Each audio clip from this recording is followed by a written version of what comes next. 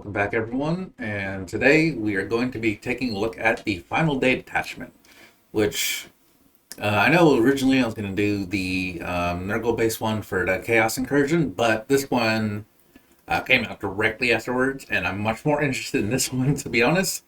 I know it's still a couple days after its initial release, but this is the one I definitely wanted to cover more out of the two. I still will do the Nurgle one, although that one may be a bit further behind this one. So basically what this is the final day. So in terms of like thematics, this is the cult's last day as the Tyranids arrive from orbit and begin descending upon the planet.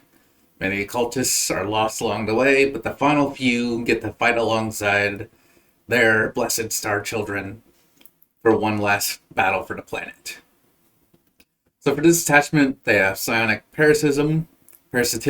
At the end of the movement phase for each Tyranid synapse unit.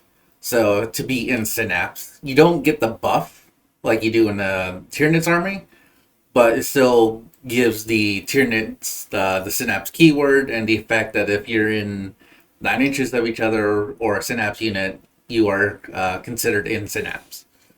So during that, you can select one friendly gene sealer, excluding the pure strains and the patriarch, and one friendly Tyranid within 9 inches of that unit. You can target your gene sealer cult unit, and that takes D3 plus 1 mortal wounds, and then the selected Tyranid gains that much health back. And then that's started until the start of your next movement phase, so going through your turn, the opponent's turn, and then back to you. That Tyranid unit that you selected gets plus 1 to hit. A good ability. Obviously, this is the mix to where you can do Tyranids and Gene Seer Cult, which is something we've been looking for a while now, especially after the nerfs to how Cult Ambush works. I am really excited for this. There is a caveat, which we'll go over in just a second, but the Tyranids also have something for the Gene Sealers in return. So Tyranid genes have Catalyst Aura, so while an enemy is within 6 inches of this unit, being the Tyranid who has Aura, which would be all of them, each time a friendly Gene Stealer makes an attack, it could be ranged or in melee, add 1 to their hit roll. So each one's able to kind of boost each other to make their attacks more effective. But the Star Children's Blessing, this is the caveat for running Tyranids, is that you can only include Vanguard and Vader units that are not aircraft, so the Harpy and the do not count. The Broodlord, which is just the Patriarch, and its Gene Stealers cannot be ran because you've already kind of got them. And depending on what your battle size is, it could be up to half of your army. And no Tyranid could be a Warlord. Overall, I don't mind this. Obviously, some of us were thinking getting like an Exocrine or a Tyrannofex in or something. It's kind of help with the anti-armor that the Gene Stealer kind of struggle with. While that would have been nice, I definitely, from a thematic standpoint, it doesn't make any sense. So I'm fine with it being Vanguard and Vader because it does give you some access to some more beefy units, which the army definitely did need. For enhancements, we have Synaptic Augur. So this is for any of the enhanceable Tyranid models. Each time the bearer would regain wounds from the psionic parasitism attachment rule, you gain double instead. So let's say you roll a 2, so D3 plus 1. Gain, instead of 2 wounds back, you'd get 4. I don't believe it inflicts the damage though, so you could still have Ian stick around, but not have to worry about doubling the damage that they take.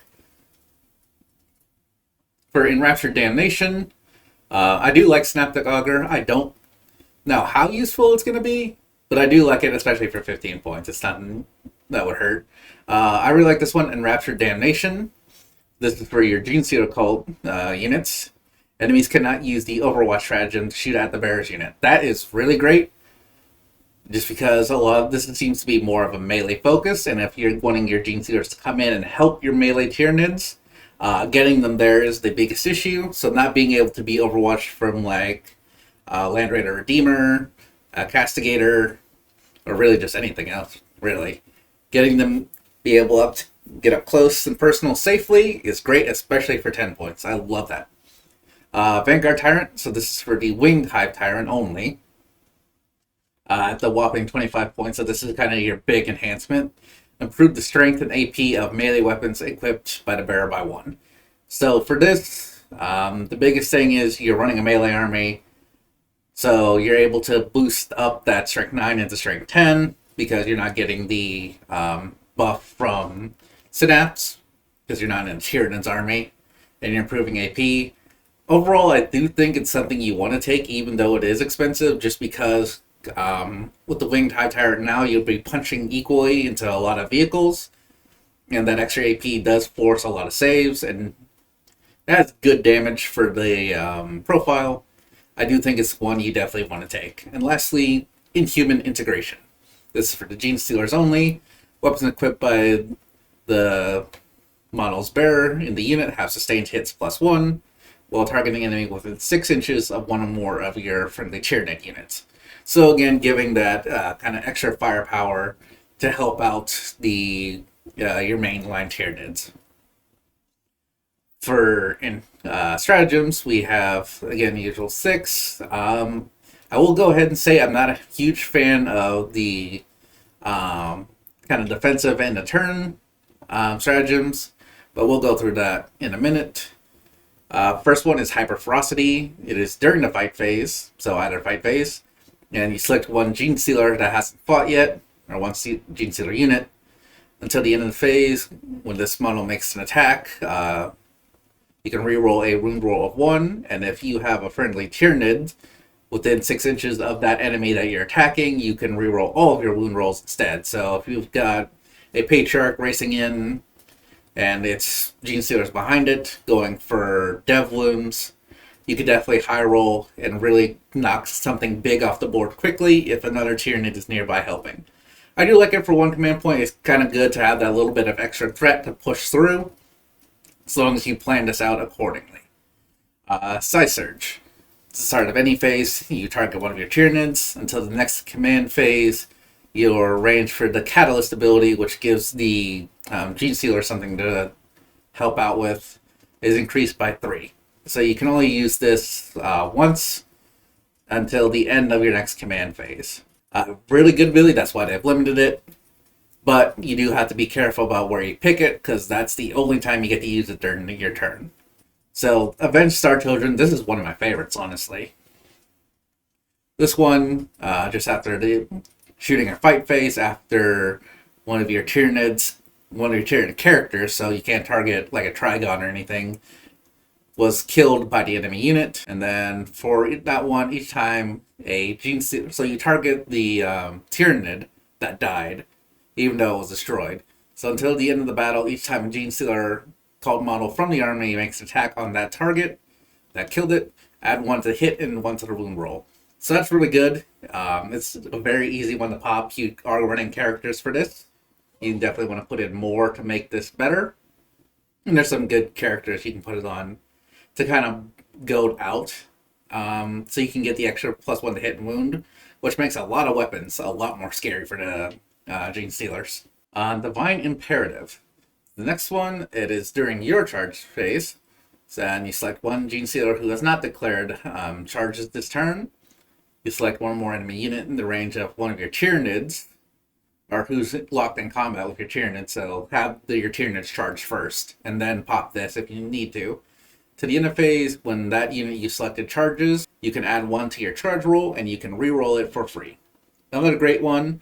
Good to kind of get in that extra bit of firepower coming off like a cult ambush or something to really assist if you got like a Trigon or like a group of Raveners going in, to be able to back them up and keep something locked in combat for a little bit longer. And then darting attacks. So this is during your shoot or charge phase. You select one of your Tyranids that you have on the field. Until the end of phase, your unit is able to shoot and declare a charge the turn which it fell back. So this is really good, especially for a lot of Vanguard Tyranids, because you're mainly about charging and melee. So being able to untie yourself from combat and target something new, or just simply charge back in to get the advantage off of, for fights first off a charge. Really good, especially for 1 CP. All these are 1 CP, which definitely helps out. And then lastly, Resistance Tunnels. This is during the end of your opponent's fight phase. You can select one Gene Stealer or Tyranid unit from your army who's not in engagement range. with the enemy, and you can move it into strategic reserves off of the battlefield. This is really good because there's some shenanigans you can do with like the Moloch or something. So another good one. It's not my favorite. You notice we don't really have like a defensive strategy, so to speak. So like nothing like rapid regeneration, armor of contempt, or anything hard as nails, or anything like that. So this is an army you're going to have to play smart with.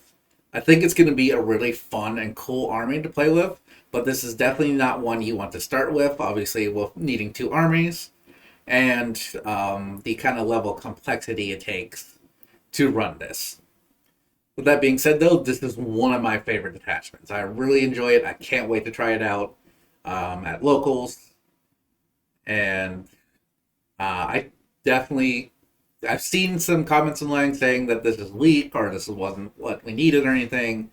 But after the nerfs from the data slate, I think this is a really good detachment, and I highly recommend trying it out if you have the kind of reserve models available to do it. But with that being said, let's look at the list we have already set up for this. So we're running a 2,000 point incursion, the final day. So what we're kind of looking at is getting the kind of a balance between Tyranids and cult members.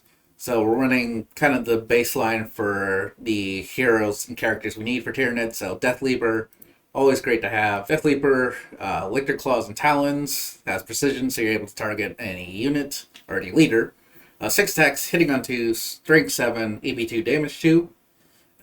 With feeder tendrils, so you get a CP if you kill a character. And then it's got an aura within 6 inches.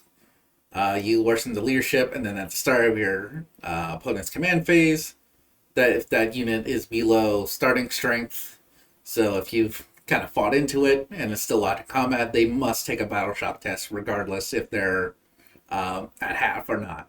So really good, kind of forcing an option out to either be like, oh, there's no stratagems coming for that unit, or they have to do a desperate escape attempt. Either way, it's a really good model, especially for 80 points. It's definitely one you want to take. 3 up save, 4 up invuln. And with the new abilities coming off the cult, it's definitely one you want to run. Next, we've got, in terms of Tyranids, Parasite Mortrex. This unit isn't super popular, but I do think it's important to have for this list specifically. So for it, it's another melee. Obviously, I forgot to mention that first, for the Death Leaper, it does have Deep Strike, Lone Operative, and Stealth, so it's hard to deal with, hard to hit, and can come in from anywhere. So staying with the Parasite Mortrex, its profile is definitely worse. T5, saving on 4, no invuln save, 5 wounds.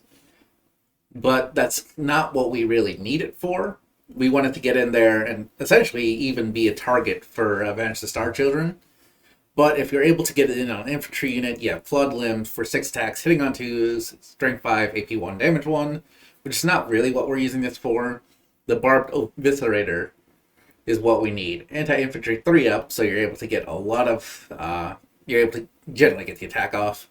1 attack, so you got 1 shot of this, but most of the time you're going to be able to do it. Hitting on 2s, strength 3, going for the anti-infantry 3 up. AP 2, damage 3. With it, Parasitic Infection. I'm assuming this still works, even though you're engine stealers. But basically, when an infantry model dies by this unit's extra attack, you can set up a Ripper Swarm just outside of 3 inches of the model, and it can be at engagement range near where the model was destroyed, but not with any engagement of any other. And then at the start of any fight phase, the enemy must select 1 unit in engagement range that's locked up with this, and they must take a battle shock test. So another good way, this is definitely one, because it doesn't have like any complete invul save or anything, where you're going to want it for Avenge the Star Children.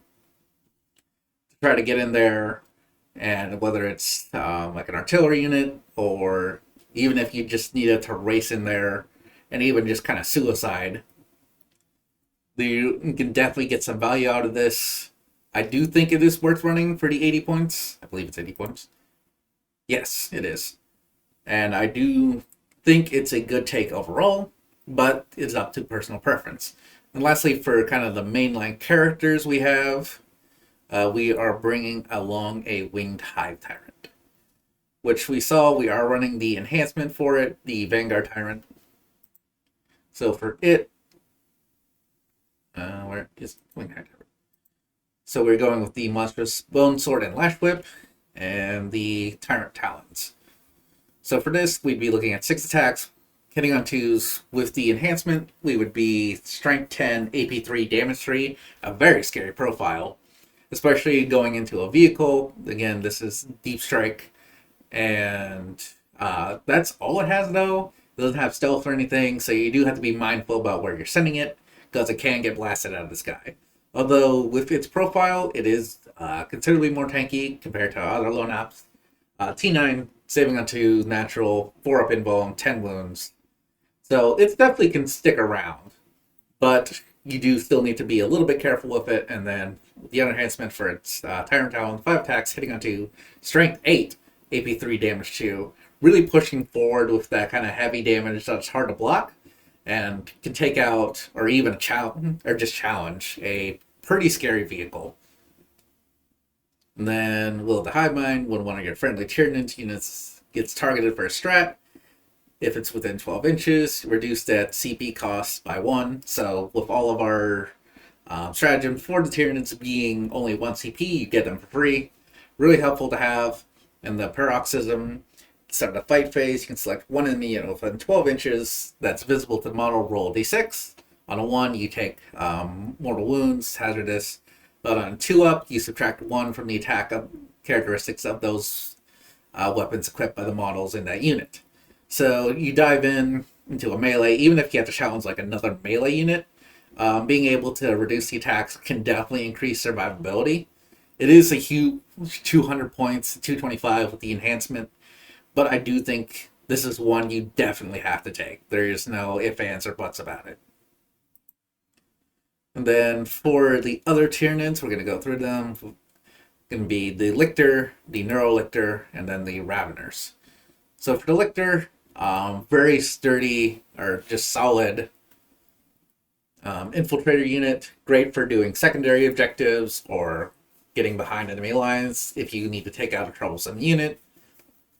Lictor, Claws, and Talons, 6 attacks, hitting onto Strength 7, AP2, Damage 2. Very good damage profile. Not super tanky. T6 with a natural 4 save, no invuln, and 6 wounds. It definitely can be a little squishy, but overall, if you play it right, it can definitely stick around the back line for a minute. Feeder Tendrils, you also get a CP if you kill a character with it. And then if you have one in reserves, you can rapid ingress it for free once per battle round. So if you're running more than one, I think you only need one. Same with the Neurolictor. We do want to keep more Gene Stealers overall, but having plenty of infiltrators for them to work with is important. So for Neurolictor, definitely a better profile overall with its piercing talons and claws. 6 attacks, hitting onto Strength 6, AP2, Damage 1. Damage is worse, but you trade that damage for survivability. That being T5, natural save of 4, invuln save of 4, and 7 wounds. You get the Feeder Tendril, so you still get CP off the kill. And then Neural Disruption, during command phase, you can select one enemy within 12 and force the enemy to take a battle shock. And then you do get a bonus off of that when an enemy fails battle shock.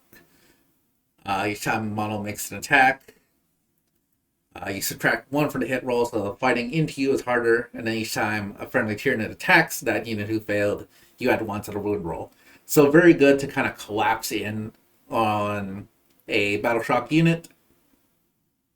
Definitely something that can take advantage, like the Neurolictor dives in and then you use your stratagem to charge in and get a free reroll so that you are able to just kind of completely punch up to pretty much anything, really. Adding 1 to the wound roll is huge. So it definitely makes it much more threat. And then lastly, the Raveners before we get onto the monsters. I hit the wrong data sheet. So I do like Raveners, even though they are definitely not the greatest thing ever. I prefer having the Armored Thorax. I believe the save is better than the kind of piddly weapon you get. It is good against or can deal with infantry, but I think the survivability is more important. So for ours that I have running in this list, Ravener Claws and Talons, 7 attacks, hitting on threes. So the +1 hit roll if you heal one would come into play here. Strength 5, AP 1, Damage 1. Nothing too scary. They are twin linked though, so you do get an extra shot or a second chance wounding. And then Death from Below. At the end of your opponent's turn, if you are not engaged with the enemy, you can remove them from the battlefield and place them back into Strategic Reserve so they can deep strike in again. And with the Armored Thorax, your save character goes to a 4. So T5 saving on 4s and then 3 wounds each. Definitely nothing too scary, but for doing secondaries or tying up something that you just need to be tied up for a minute, these guys can definitely get the job done. And for 75 points, I do think they are worth taking.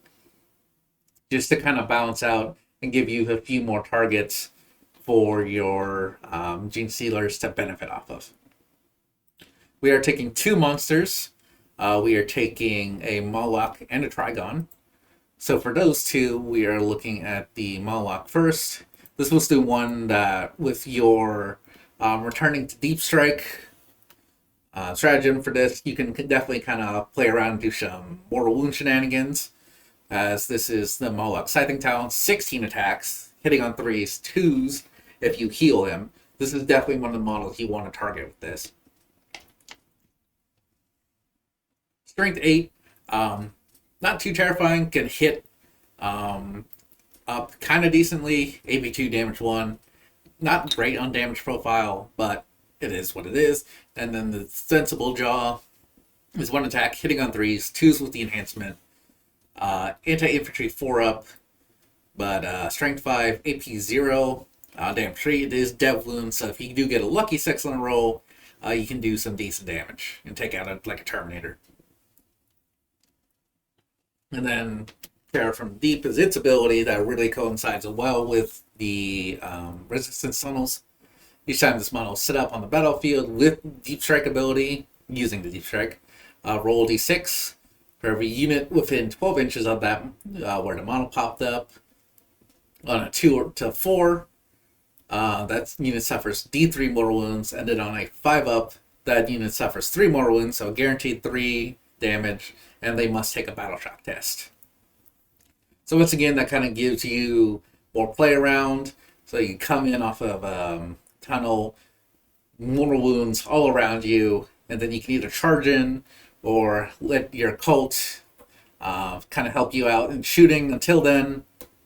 So it really gives a lot more flexibility. And then for just 1 CP, duck back down on the ground, pop up again, do it again. And just a good way to kind of like chip so that your Gene Stealers have an easier time killing heavier targets. Overall, I definitely think this is a model you probably should take. T10, saving on 3 and 14 wounds. This guy's going to be around a minute, and this definitely going to take some dedicated firepower to get rid of him. And then lastly, for the Tyranid models we would be taking a Trigon. So this one, same profile in terms of defenses. T10, saving on 3, 14 wounds, more survivability, especially using the attachment rule. Bioelectric Pulse, you do have a range options. Sustained hits 2, so 6 attacks, hitting on 3s, Strength 5, AP 0, Damage 1, just kind of using the middle out infantry. And then the Trigon Scything Talons, 12 attacks, hitting on 3s, 2s if you healed off of it during your previous phase. Strength 9, AP 2, Damage 3. This is something that'd be pretty scary hitting against. You don't have a way to get like lethal hits or anything, but even still, not a whole lot of things are going to be wanting to face that with the amount of attacks you're going to be doing.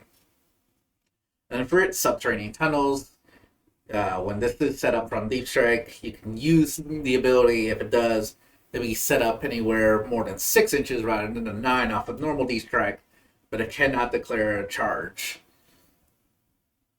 This used to be a little bit better because of the core rule change that would have had it set up at 3. Overall, the main reason you are taking this is for the scary melee profile. You could take 2 Molochs if you wanted to. It may be a better option overall, but for the same survivability, the only thing is your strength and damage is going to be worse overall for a little bit more of attacks, but you could make that up with more wounds. That's going to be more of a preference thing than anything else. And then lastly, for the just normal Gene Stealers, we're going to be taking with us Abominant, very good model to have, Power Sledgehammer, and of course, this is going to be one where I say you don't bring them back using Cult Ambush, just because they are 5 points. Well, the Aberrants are. But with the changes, not having to worry about as much for your Cult Ambush points, I do think these guys are still very much a must-take, even though they are more expensive, just because the melee profile that they put out, and especially with this new, definitely melee-focused detachment, you do need to at least take 1 squad, in my opinion.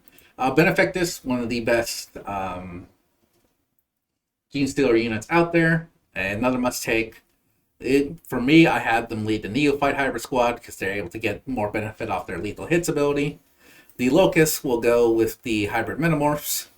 Going to be a bit more focused on getting in there with the bioweapons and metamorph mutations, but they do carry hand flamers so that they can overwatch if they need to.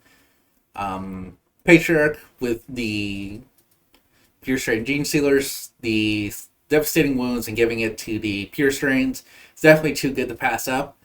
I like the Redectus Saboteur for more devastating wounds and mortal wound shenanigans. I think it's a good 65 points to have. Yes, he's not doing a whole lot outside of that, but I've definitely taken out a lot of heavy stuff, including a Knight Castellan, off of just mortal wounding it. But, again, personal preference. The Neophytes, Weber, Grenade Launcher, Hybrid Firearms, and Occult Icon. Remorse, got that. And then lastly, for vehicles, 2 Achilles Ridge Runners, Survey Augur for both. I don't know why that didn't switch over. 1, I think the Missile Launcher to take, and then the Heavy Mining Laser, trying to punch up on vehicles, and just kind of support that extra AP that they give. 1 Goliath Rock Grinder with the Heavy Mining Laser, again, trying to be your main way to deal with vehicles. And then a Goliath Truck, trying to give you some bit more transport and overall dealing with more infantry and giving a bit of support like on Overwatch or anything. That's going to be the list that I would personally run with this, or think about running with this. Obviously, this is up to personal interpretation. You may think of something else. Overall, for my thoughts on this detachment, I really like it. I think overall it's one of the more fun and definitely one of the best ones, and especially for the armies that I play that we've gone over, I think this is my favorite. But that is all for now. Thank you all for watching, and you're all